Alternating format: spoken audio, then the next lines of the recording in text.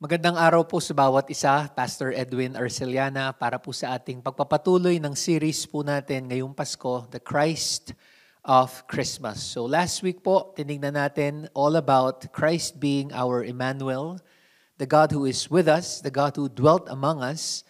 At ngayon naman po, at titingnan ho natin is Jesus, the Son of the Most High. At napaka-importante po nito dahil ito po yung kabuuan ng plano ho ng Panginoon. Hindi lamang po para sa ating pong panahon ngayon, kung hindi sa mga susunod pa pong mga takdang panahon. Let's read Luke chapter 1, verses 30 to 33. The angel said to her, "Do not be afraid, Mary. You have found favor with God. You will conceive and give birth to a son, and you are to call him Jesus. He will be great and will be called the Son of the Most High. The Lord God will give him the throne of his father David, and he will reign over Jacob's descendants forever. His kingdom will never end." Napaka-importante ho siguro maintindihan po natin, all of these titles that we are studying about Jesus Christ, hindi po natin to inimbento, hindi po natin to pinag-isipan lang na tawagin po natin siyang ganito, kung hindi, meron pong kahulugan ng lahat po ng yon. Everything has a meaning, everything has a deep meaning to it. Meron po siyang ugat po na napakalayo pa po, even stemming from the Old Testament itself. Kaya siguro po yung mensahe po natin ho ngayon, I'd like us to broaden our perspective po ng konti. Because ang lesson po natin ngayong araw po na ito is really meant for us to answer yung napaka-importante hong tanong at marami hong mga tao, ito po yung kanilang nagiging stumbling block or obstacle para manampalataya po at ibigay ang buhay po nila sa Panginoon. Let's read that question po. How can a good God create a world filled with pain, suffering, and death? Yan po ang number one question ng mga tao na ang feeling nila, parang hindi ako makapagtiwala sa Diyos, hindi ko maibigay sa Kanyang buhay ko dahil pag tinitingnan ko yung paligid ko, parang grabe ang pagdurusa ng tao, grabe ang violence, grabe po ang suffering and pain na dinadaanan ng mga tao. And I guess very important ho na maintindihan natin na what the angel told Mary was really, he was telling Mary, Mary, this is the next chapter of my program for humanity. Kasi po siguro to answer that question, how can a good God create a world filled with pain, suffering, and death? The short answer is God did create a world free of suffering, death, and pain. And of course, that's the Garden of Eden, but man chose to rebel. And dahil po sa ating rebellion, alam po natin yon, sin has entered the world and we are now in a world that is dying. But of course, the long answer is that God has not left us alone. Yun po yung tinignan po natin last week, He is Emmanuel.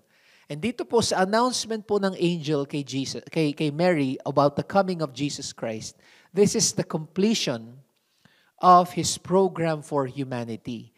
Kasi ho, very important na maintindihan po natin, the coming of Jesus Christ was not only once, but He will come again a second time. At dito na ho natin makikita po the end of human history as we know it. At dito ho natin maiintindihan ang kalubusan ng plano ho ng Panginoon. Let's read po this quote. The first coming of Christ is not complete without His second coming.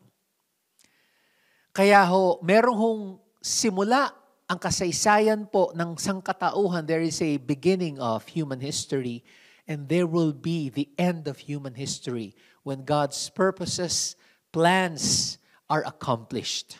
At yun po ang kanyang second coming. And of course, yung kanyang first coming on Christmas, very important po yun kasi that's when He came and died for our sins. But in His second coming, His millennial kingdom will be established. Christ Himself will come here in the world and build His physical kingdom here on earth. Actually po, yung awitin po natin na Joy to the World, lagi natin kinakanta po yan, but many of us don't realize the hymn writer Isaac Watts was not referring to the first coming of Christ when he wrote Joy to the World. He was actually referring to the millennial kingdom, the 1,000-year reign of Jesus when He comes back again in His second coming. Kaya niya sinulat po yung Joy to the World. Balikan po natin yung lyrics and let's try to answer very important questions po pagdating po sa coming of Christ. Joy to the world, the Lord is come. Let earth receive her King. Let every heart prepare Him room, and heaven and nature sing. The question is, did humanity receive Jesus as King when He was born in Bethlehem? Second verse, joy to the world, the Savior reigns. Let men their songs employ, while fields and floods, rocks, hills and plains repeat the sounding joy. Has nature rejoiced at His first coming? Yan ang next question po. Third verse, no more let sins and sorrows grow, nor thorns infest the ground. He comes to make His blessings flow, far as the curse is found. Next question is, has the curse of sin been lifted from the earth? Kaya mapapatanong ho tayo. Next and last verse, He rules the world with truth and grace and makes the nations prove the glories of His righteousness and wonders of His love. Last question is Jesus ruling in righteousness the nations of the world today? Grabe, no? Kaya pag tinignan po ninyo ho yung mga lyrics, parang hindi pa yata nagkakatotoo yan. Yung mga sinulat ni Isaac Watts na yan. So we sing it on Christmas, but actually Isaac Watts was referring to the next phase of God's program, His millennial kingdom. Kaya ito ho, basahin po natin. The answer to all these questions is no, not yet. Nature has not been redeemed yet. The curse of sin has not been lifted. Jesus is not yet ruling the nations in truth and grace and righteousness. Kaya very important maintindihan po natin the two advents. The two advents are, advent meaning the arrival of a notable person, thing, or event. Of course, the first advent of Jesus during Christmas, very important po yun. His life, death, and resurrection, where He showed us the way to salvation, and He showed us how to become part of His kingdom. For now, His kingdom is a spiritual kingdom. But His second advent, the second coming of Jesus Christ, He will come again, and that will signal the end of human history as we know it. And He will reign as King and ruler of the universe. And He will establish a literal, physical, 1,000-year kingdom. At yun po yung tinatawag po na millennium. Basahin po natin, all of these truths we sing about in this powerful hymn will all be accomplished by Jesus in the millennial kingdom when He reigns on earth for 1,000 years. So let's ask that question, what is the millennial kingdom?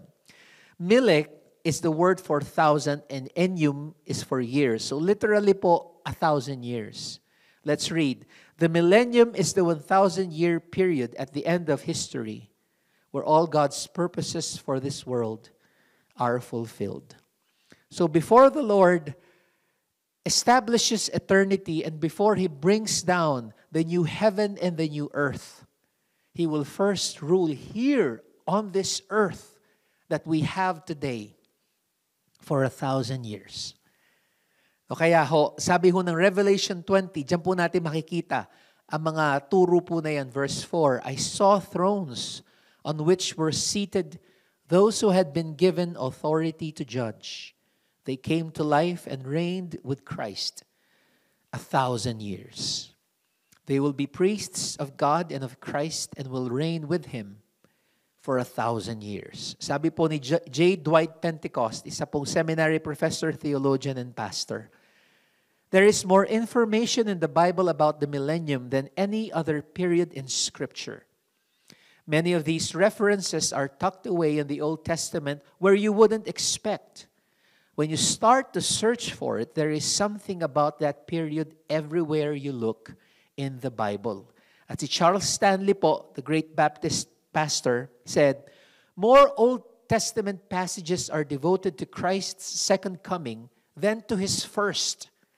And in the New Testament, the Lord mentions His return more frequently than He speaks of His death. Grabe ho yan. Ibig sabihin po, as surely as Christ came the first time, He will come again the second time.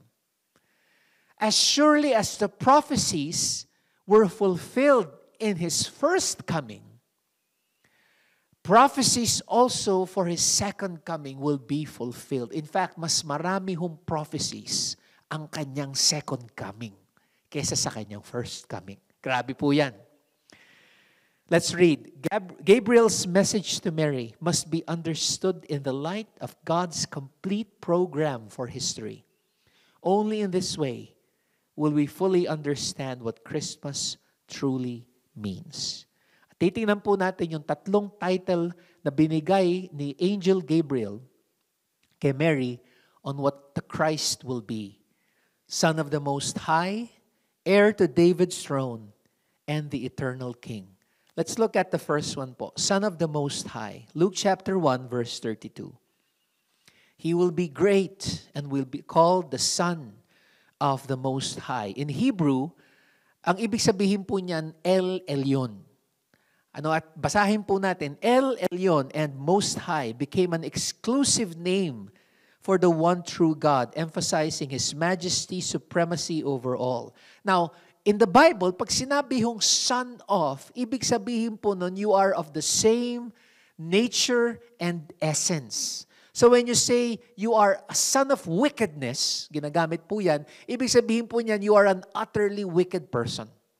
Because you embody that trait. So pag sinabing son of God, ibig sabihin po nun, God Himself will rule as king.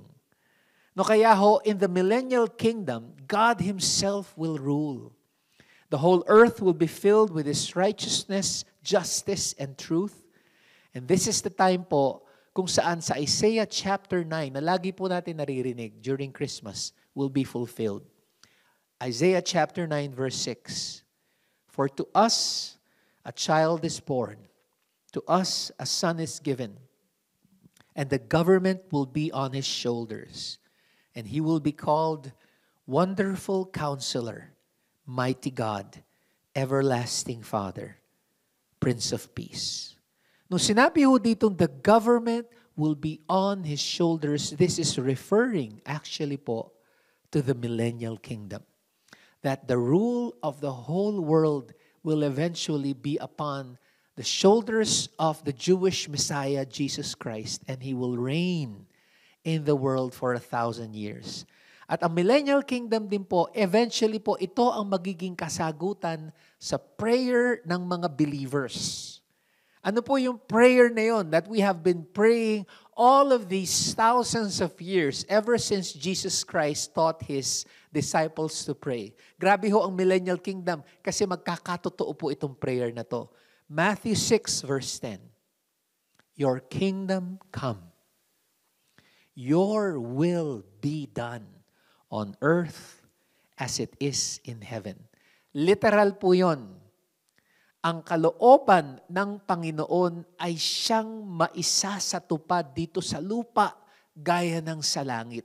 Mabigat po yon. Why? Because He will be the ruler of the world during the millennial kingdom. Kaya ho, siguro palawakin lang po natin yung ating pag-iisip kasi yung mundong nakikita po natin ho ngayon, this is not all there is. There will be a next world. And that is the millennial kingdom. Basahin po natin, because God Himself will be king, the millennium will be marked with peace. So imagine po ninyo, pakinggan nyo lang po. Imagine everything we dreamed life to be, all our hopes and dreams regarding our world will finally come true when Jesus sits on His throne to rule the world. Imagine po ninyo ang buhay natin that we longed it to be, magkakatotoo na po.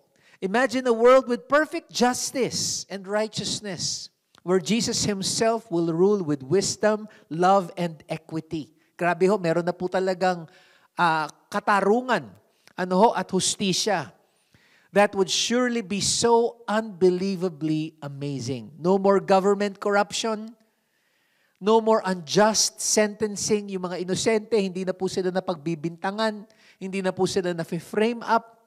Under Christ's rule, every heart and mind are laid bare before Him who knows all things. So imagine po ninyo yun. Ang lahat ho ng hatol ay makatarungan. Ang lahat ng kasamaan ay tunay na napaparusahan. Ang lahat ng kabutihan, totoong nare-reward. It is Christ's perfect rule. Sabi nga po ni David Jeremiah, the one who is in charge will know the intent of every heart. And there will be swift justice for every wrong. That means there won't be any long delays in justice. Kaya ho siya, it's a time of perfect peace because there will also be no wars. Because of course, Christ rules over all the nations. There will be no wars. Violence, hatred will be unheard of. Parang ang hirap po niyang ma-imagine po ngayon dahil siyempre, tayo po ay pinaliligiran po ng lagana po ng patayan, grabe hong violence, grabe hong galit sa isa't isa, gera.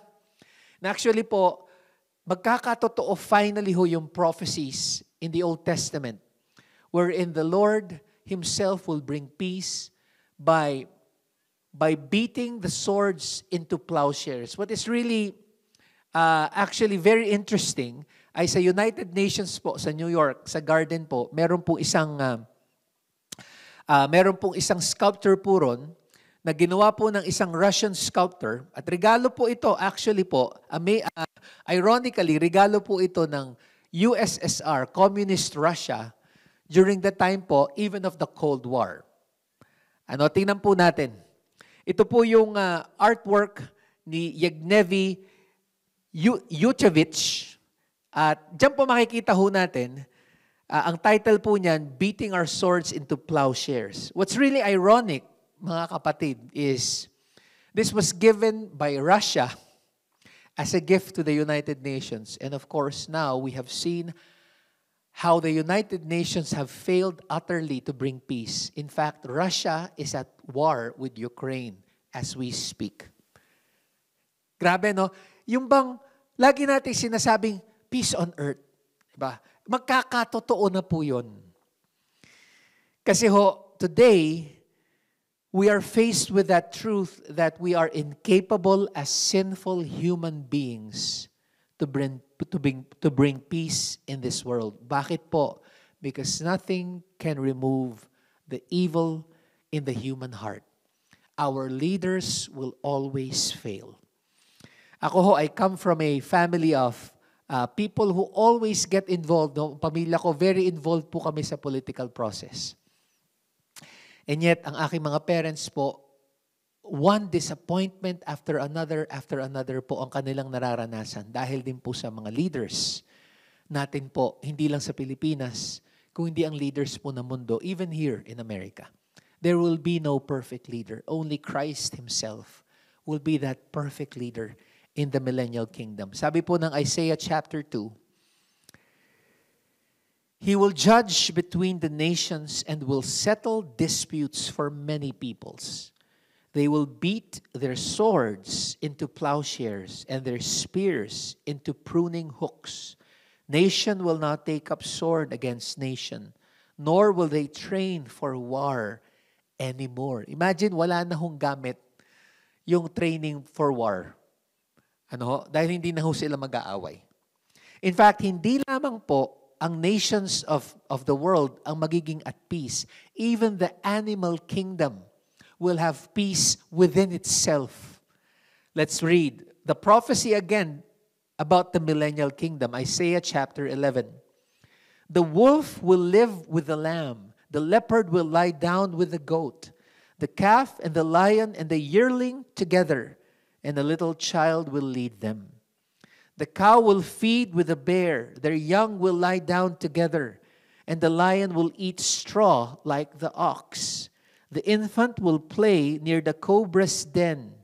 The young child will put its hand into the viper's nest. They will neither harm nor destroy on all my holy mountain.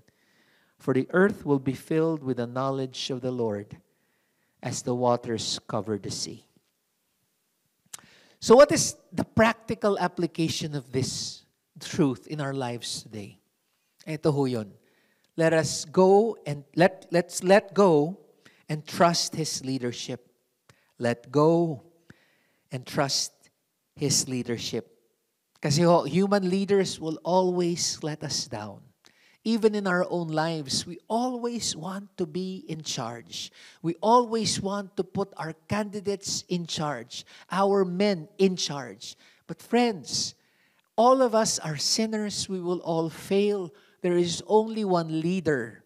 Ang siyang pong magdadala po ng totoong kapayapaan, kagalakan, katarungan, at tunay na katahimikan po sa buhay at puso ng tao, and that is Christ. Even today, let us surrender ourselves. Let us trust His leadership sa ating mga buhay.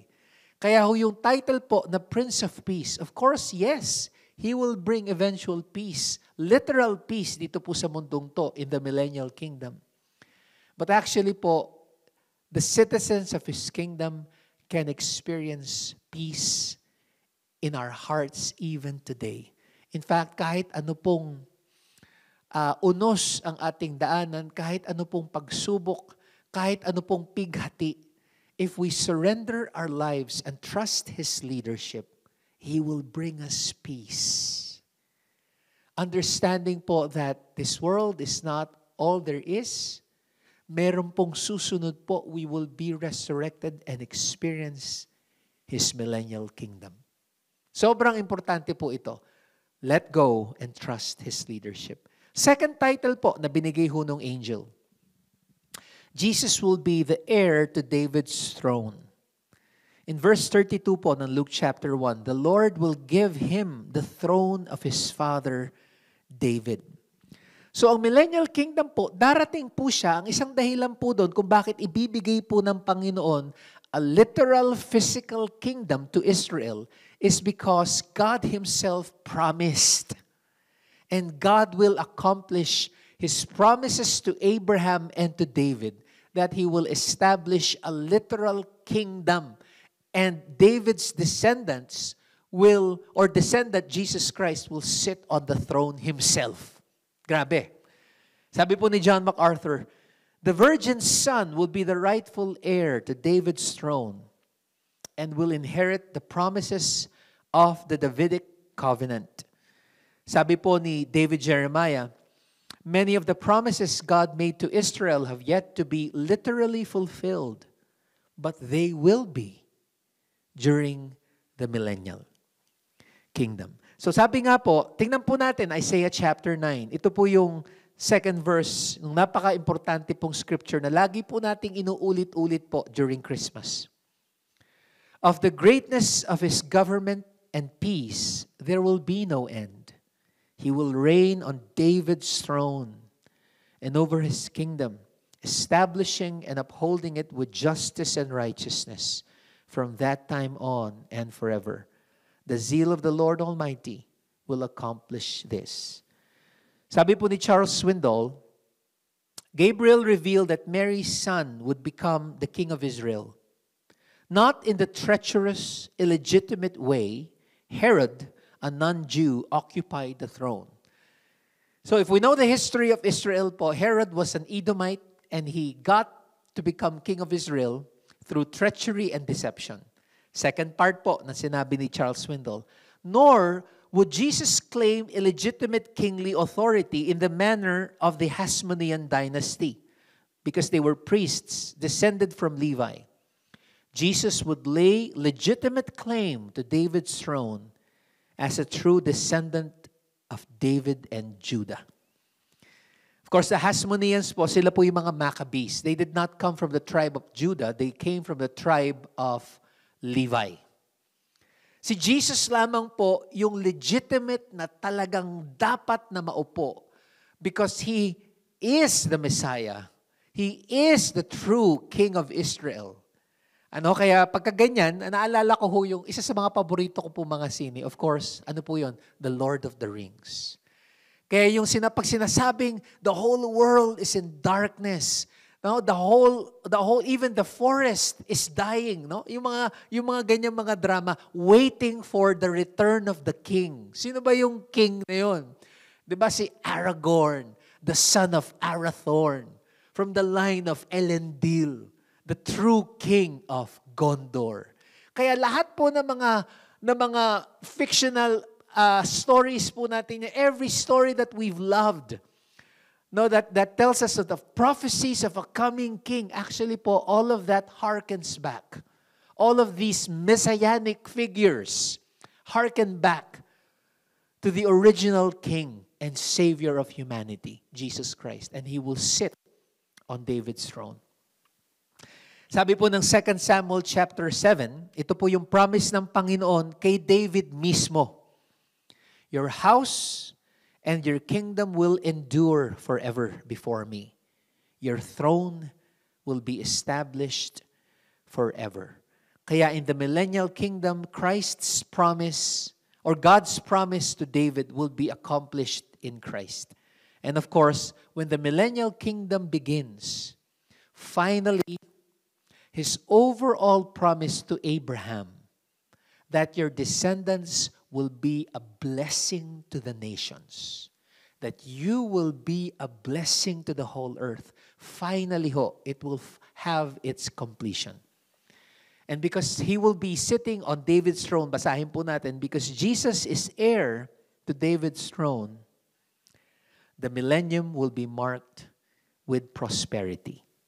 So imagine po ninyo for 1,000 years, all of us who have placed their faith in Christ, who will be resurrected during the millennium, we will experience work, progress, all our skills, our opportunities, gifts, yung ating mga kaloob, magagamit po natin to the utmost. Human flourishing will be at its peak.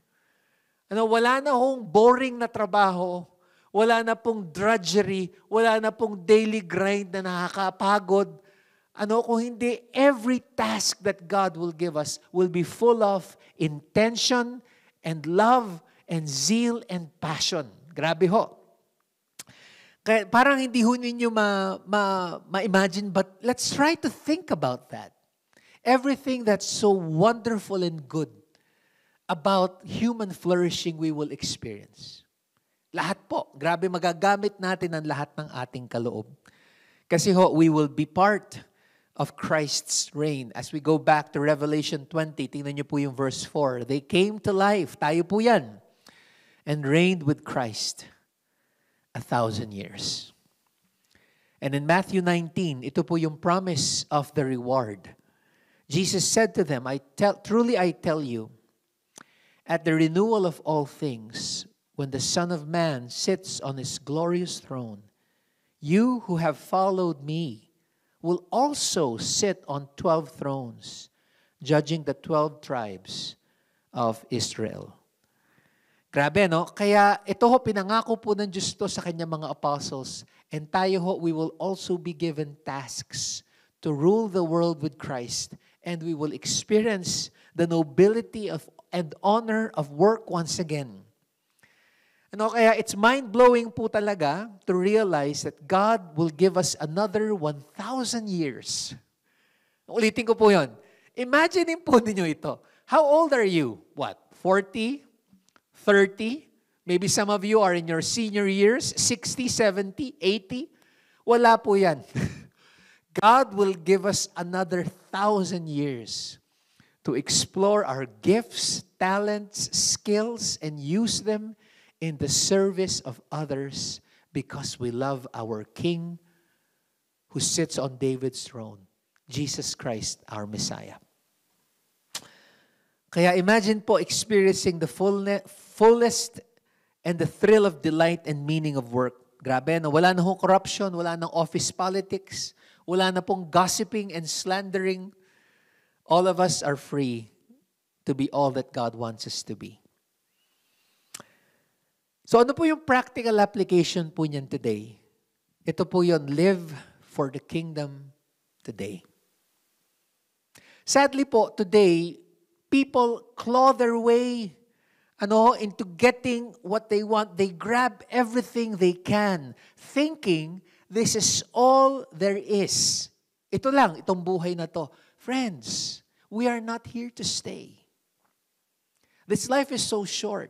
Kaya ang dami hong mga tao talagang gagawin nilang lahat, aapakan nila lahat ng tao, lolokohin po nila lahat ng tao, magnanakaw sila, papatay po sila para makuha yung gusto nila. Kasi iniisip po nila, this is all I have. But friends, the promise of the millennial kingdom tells us this life is just the prelude to the next phase of God's program. At doon po, we will live 1,000 years with Him. And we will be able po to experience life to the fullest. Kaya napaka-importante po nun that we stop building our castles in the sand. Kung maalala po ninyo, if you build a sand castle po in the shore, the next day wala na po yun. Tatangayin na po siya ng tubig. And that's also actually what we've been building here without investing on treasures in heaven. That's why we have to live for the kingdom today. Ano po yun? As you serve God in the church, as you are missional in the workplace, don't live for the things of this world, but live really for the things of eternity. At ang pangatlong title po na binigay po ng anghel kay Maria, pagdating po kay Kristo, He will be called the Eternal King. Luke chapter 1, verse 33. And He will reign over Jacob's descendants forever. His kingdom will never end. Parang hindi nyo ma-imagine, how can there be a kingdom that will never end? Kasi yung kingdom of Jesus Christ will not be a normal, ordinary kingdom. It will be the final kingdom. Basahin po natin ang Psalm 89. You said, I have made a covenant with my chosen one. I have sworn to David my servant. I will establish your line forever and make your throne firm through all generations. I will establish his line forever, his throne, as long as the heavens endure. Kaya yan yung kingdom na walang katapusan. In Daniel chapter 2, kung maaalala po ninyo yun, Daniel was interpreting the dream of King Nebuchadnezzar of Babylon. Nakita po niya yung isang malaking statue, head of gold, chest of silver, arms of silver, tapos yung torso of bronze, legs of iron, representing the kingdoms of the world. Tapos meron pong isang bato na nanggaling po sa langit, tinamaan po yung statue at yung statue po nag-disintegrate, nagiba. At ito po yung interpretation po ni Daniel in verse 44. In the time of those kings, the God of heaven will set up a kingdom that will never be destroyed, nor will it be left to another people. It will crush all those kingdoms and bring them to an end, but it will itself endure forever. Sabi po ni John MacArthur, God's kingdom ruled by Messiah is the final rule, never to be replaced. It has a millennial phase and an eternal phase, but it is the same king who rules both. Kasi ito po ang millennial kingdom is the prelude to eternity. We will live such long lives, we will live such full and joyful and purposeful lives, and then it will just segue to the next final chapter, which is the eternal state. Parang po siyang intro into eternity. And of course, after the millennium, ito po ang mangyayari. After the millennium and the final vanquishing of Satan, God will bring about the eternal state of the new heaven and the new earth. So ito na po yung huling feature ng millennial kingdom. Because Jesus is the eternal king, the millennium will be marked with prolonged life. Hahaba ho ang buhay ng tao. Sabi po ni David Jeremiah, because of the universe's pristine conditions during the 1,000-year reign of Christ, people will live for a long time. It appears that lifespans will revert to those of the era before the flood, when humans lived to be more than 900 years old. Grabe. No, Christ's reign will dramatically improve humanity's health and lifespan. Sabi po ng Isaiah 65, verse 20, never again will there be in it an infant who lives but a few days, or an old man who does not live out his years. The one who dies at 100 will be thought a mere child. The one who fails to reach 100 will be considered accursed. No, grabe no, dahil ang kasalanan po ay i-check na po yan ng rule ng Panginoon. There will be flourishing and of course there will be long life. Cancer, heart disease, diabetes, yung mga chronic illness po na yan will be unheard of. It will just be a distant memory. Kaya ho kanina when we started our study, the answer really of God to a world filled with suffering, death, and pain is to give us His next chapter, which is the millennium. God will bring us there. And very, very important po yun. So ang last reminder po natin, ang practical application, look to eternity's promise. Kasi ho, we are in that in-between period. We are in between Christ's first coming and His second coming. As surely as Christ came the first time, He will come again the second time.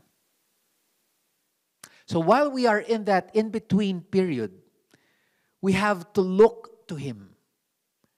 We have to hope in Him.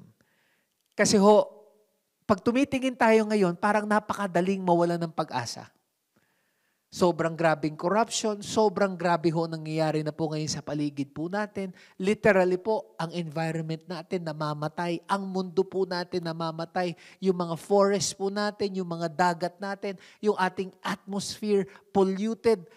Lahat po yan, ang ating mga kamag-anak, parami ho nagkakasakit, tayo ho mismo. But that's the reason why we have to look to Him today and hope in Him. And as we end, let's talk about the power of hope.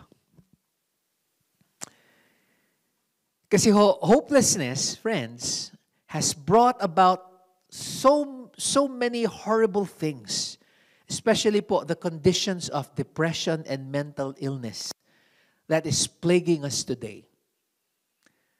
Yung pag iniisip natin ng lahat ng kaguluhan ng mundo para masisiraan tayo ng bait. At totoo po yun. And that's the reason why we have to hope. And that's the power of hope. Let's read. Hope is God's answer to a weary people who have lost their will to live. Remember, the first Christmas was announced to a nation that was oppressed under the rule of the oppressive Romans. God promised a Messiah. And today, God promises He will come back again.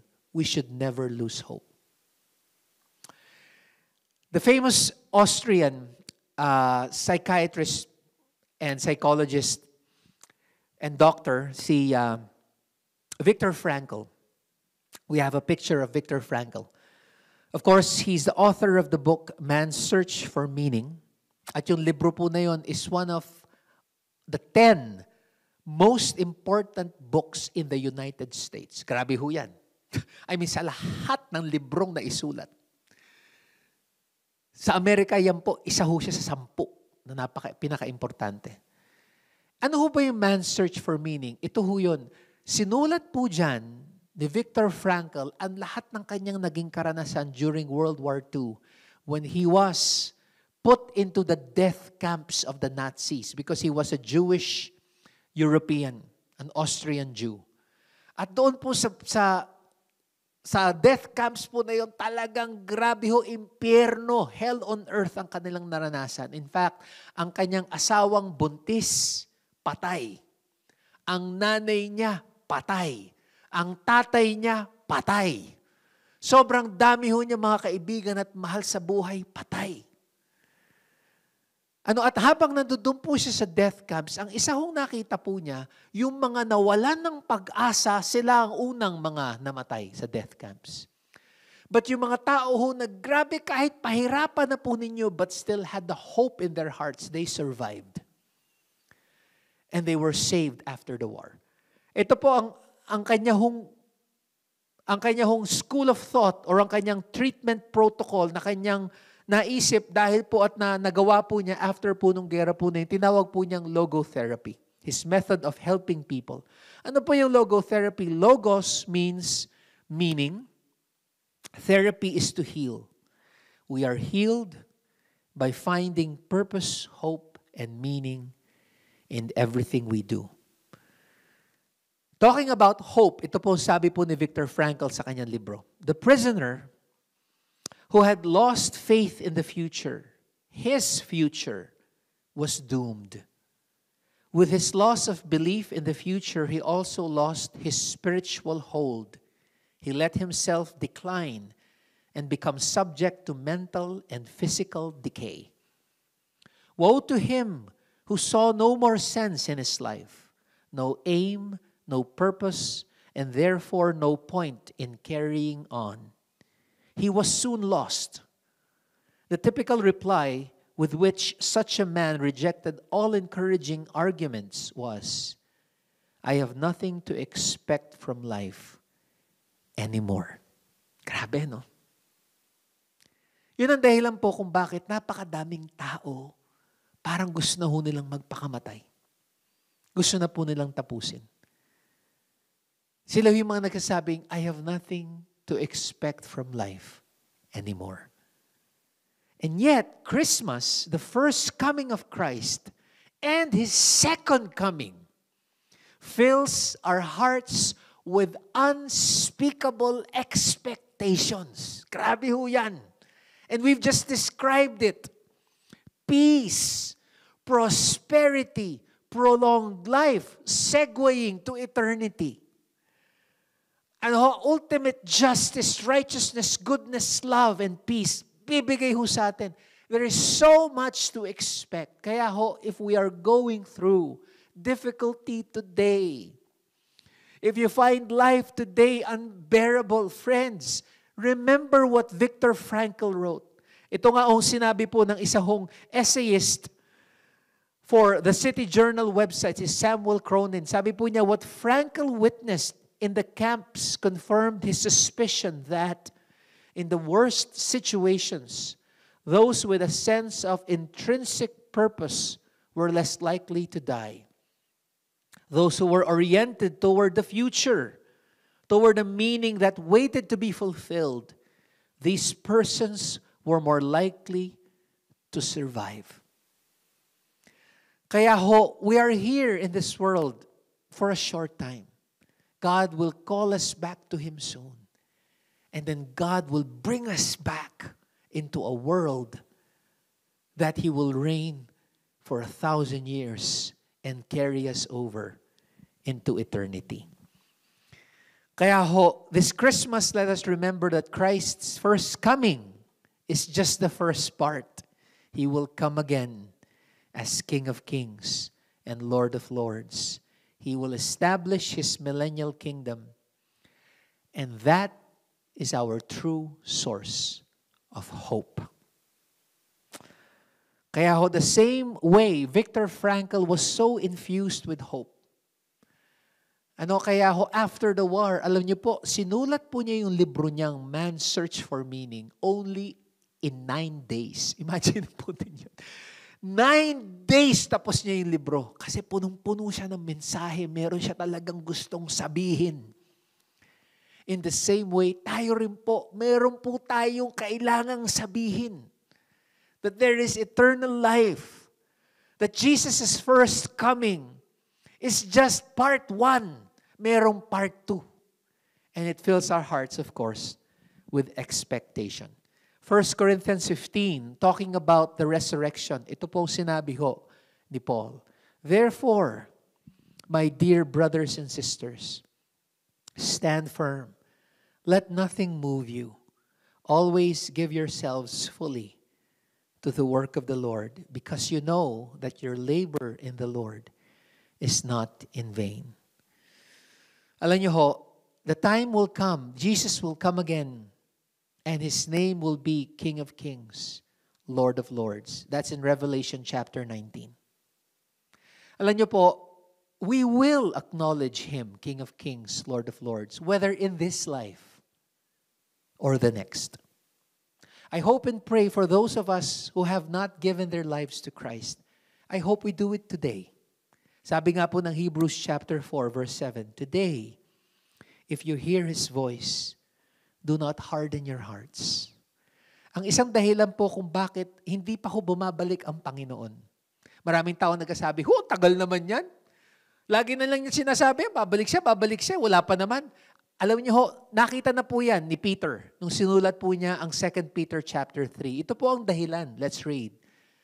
But do not forget this one thing, dear friends. With the Lord, a day is like 1,000 years, and 1,000 years are like a day. The Lord is not slow in keeping His promise, as some understand slowness.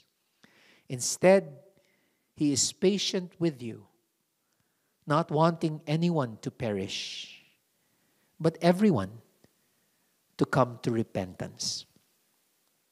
Yan po ang gusto niya. Binibigyan pa ho tayo ng pagkakataon po na magsisi, lumapit sa Kanya.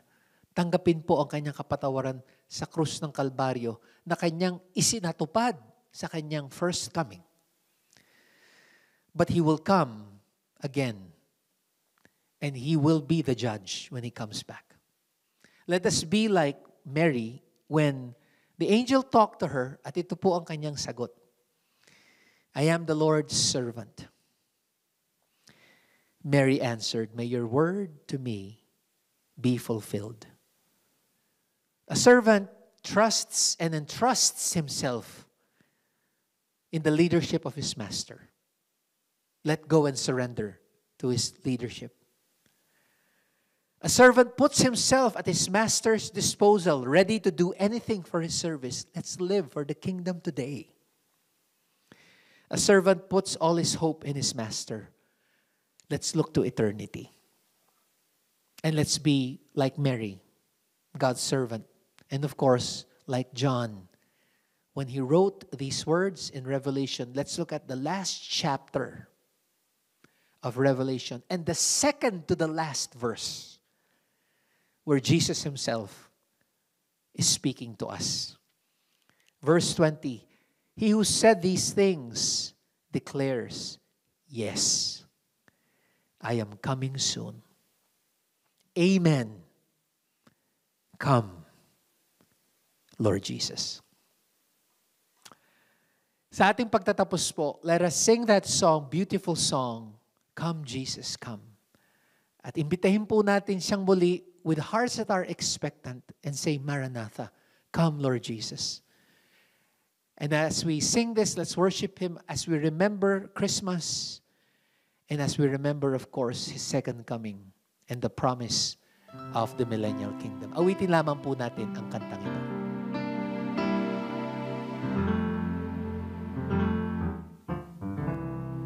Sometimes I fall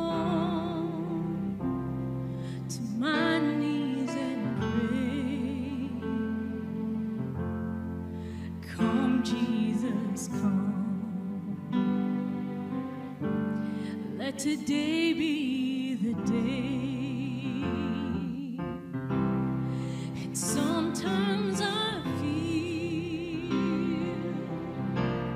like I'm gonna break,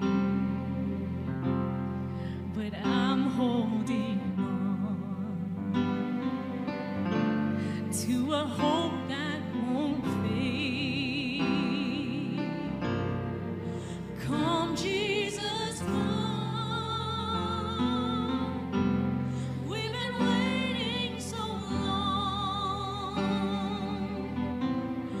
for the day you return to heal every hurt and right every wrong. We need you right now. Come and turn this around. Deep down I know this world isn't home. Come Jesus, come. There'll be no war. There'll be no change when Jesus comes. Let today be the day. He'll come for the weak and the strong just the same, and all will believe in the power of His name. Come, Jesus, come. We've been waiting so long for the day you return to heal every hurt and right every wrong. We need you right now. Come and turn this around. 'Cause deep down I know this world isn't home. Come, Jesus, come. One day He'll come and we'll stand face to face. Come and lay it all down. 'Cause it might be today. The time is right now. There's no need to wait. Your past will be washed by rivers of grace. Come on, we sing. Come, Jesus, come. Come, Jesus, come. We've been waiting so long for the day you return to heal every hurt and right every wrong. We need you right now. Come and turn this around. Deep down I know this world isn't home. Come, Jesus, come. Yes, deep down I know this world isn't home. Come, Jesus, come. Tayo po lahat ay manalangin. Let's come before God. Aming Panginoon, kami po ay nagpapasalamat, nagpupuri, ang aming mga puso ay punong-puno po, O Diyos, ng kagalakan at tunay na paghihintay with expectation, aming Ama, sa aming mga puso. Thank you because Christmas tells us that you came the first time. But in our study of the millennial kingdom, all throughout Scripture, Lord God, you declared, you will come back again a second time. Salamat, Panginoon. Help us, Lord God, to understand that we need truly, Lord, to let go and surrender ourselves and trust your leadership. Thank you so much, Lord God, for the reminder to live for eternity, for your kingdom today.